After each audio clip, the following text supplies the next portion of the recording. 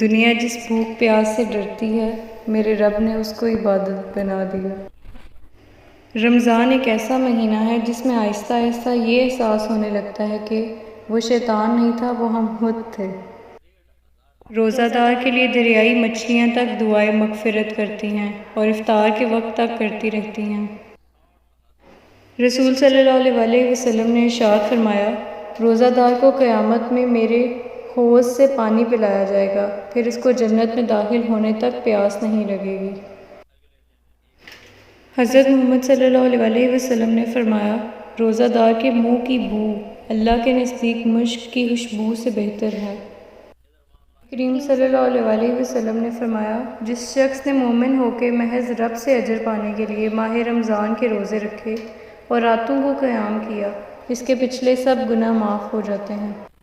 روزہ سخت نہیں ہوتا اور ہو ہی نہیں سکتا۔ اللہ کی محبت میں ہم اتنا تو صبر کر سکتے ہیں۔ کاش کہ ایسا ہو کہ سحر مکہ میں ہو اور افطار مدینہ میں۔ رمضان وہ مہینہ ہے جس کے پہلے 10 دن رحمت کے ہیں، دوسرے 10 دن مغفرت کے ہوتے ہیں اور آخری 10 دن تو آگ سے آزادی حاصل کر لینے کے ہوتے ہیں۔ رسول صلی اللہ علیہ وسلم نے فرمایا، جس شخص نے بغیر عذر اور بیماری کے رمضان کا ایک روزہ بھی چھوڑ دیا تو خواہ ساری عمر کے روزے رکھتا رہے، وہ اس کی تلافی نہیں کر سکتا۔ پھول تو بہت ہیں مگر گلاب کی بات ہی اور ہے، مہینے تو بہت ہیں مگر ماہ رمضان۔ معلوم نہیں گناہ کتنے ہیں لیکن اے رب اس رمضان کے صدقے بخش دے، آمین۔ رمضان وہ مہینہ آ رہا ہے جس میں دنیا کا سامان مہنگا اور آخرت کا سامان سستا ہو جاتا ہے۔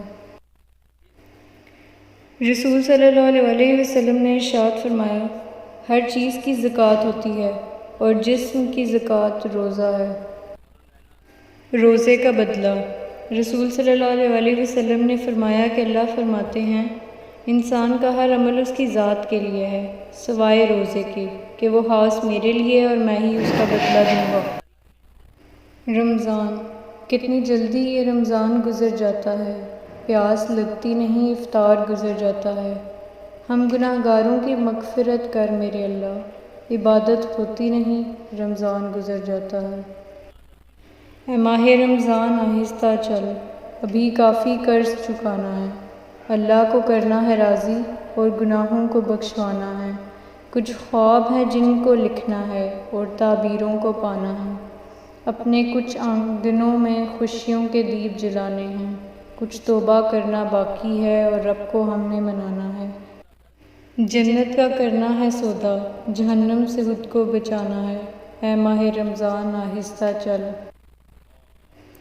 اور جب وہ امت کو بخشنے پہ آتا ہے تو تحفے میں رمضان دیتا ہے۔ پیارے رمضان تھوڑا آہستہ چل، تیرے جانے کا سوچ کے ہی دل اداس ہو جاتا ہے۔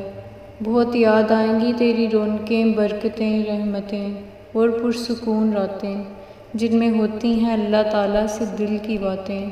دل بہت اداس اور اب تیرے جانے کا وقت قریب ہے۔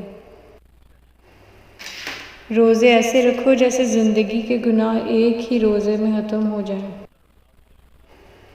فرمان رسول صلی اللہ علیہ وسلم، جس نے روزہ رکھ کر جھوٹ بولنا اور جھوٹ پر عمل کرنا نہ چھوڑا تو اللہ تعالیٰ کو کوئی حاجت نہیں کہ یہ شخص اپنا کھانا پینا چھوڑے۔ روزہ افطار کروانے والے کا ثواب۔ رسول صلی اللہ علیہ وسلم نے فرمایا، تمہارے پاس روزہ رکھنے والوں نے افطار کیا اور تمہارا کھانا نیک لوگوں نے کھایا اور تمہارے لیے فرشتوں نے دعا کی۔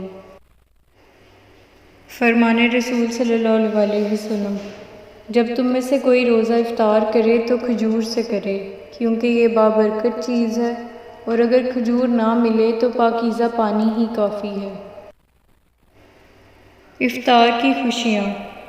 رسول صلی اللہ علیہ وسلم نے ارشاد فرمایا، روزہ دار کے لیے 2 خوشیاں ہیں، ایک افطار کے وقت اور دوسری خوشی اپنے رب سے ملاقات کے وقت۔